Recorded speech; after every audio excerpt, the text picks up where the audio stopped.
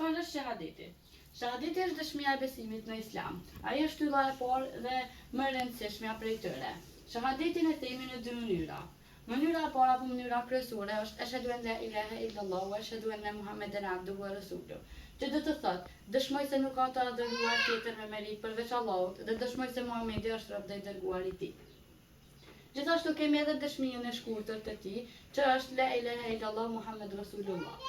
S'ka zot tjetër përveç Allahut dhe Muhamedi është i dërguari i Tij. Çfarë mendoni? A jeni ju musliman nëse nëse nuk thoni shahadetin? Pra, shahadeti është çelësi i Islamit. Në këtë dëshmi, pa këtë dëshmi ti nuk mund të quhesh musliman. Ai pranohet me zemër dhe shqiptohet me gjuhë. Ku mendoni se e themi shahadetin, përveç se kur hyjmë në Islam? Shahadetin gjithashtu e themi në namaz dhe në dua apo në lutje që ne bëjmë në jetën e përditshme.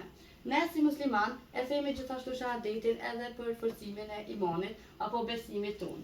Për një musliman, shahadeti është dëshmia e parë dhe e fundit, me që kur hyjmë në Islam e themi dhe kur japim shpirt e themi gjithashtu.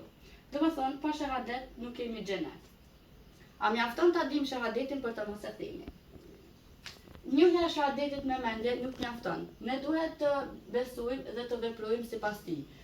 Ta themi shahadetin do të thotë të kemi përgjegjësi e të adhurosh vetëm Allahun dhe të ndjekësh Muhamedit sallallahu alaihi wasallam. Gjithashtu janë disa pyetje të tjera për nxënësit, siç janë çfarë është shahadeti, çfarë rëndësie ka shahadeti në jetën tonë, dhe se a mendojmë se shahadeti ka vlerë më të madhe se namazi, dhe gjithashtu për të argumentuar përgjigjet tuaja se çfarë mendimi keni. Dhe Allah ju shpërblet për vëmendjen tuaj.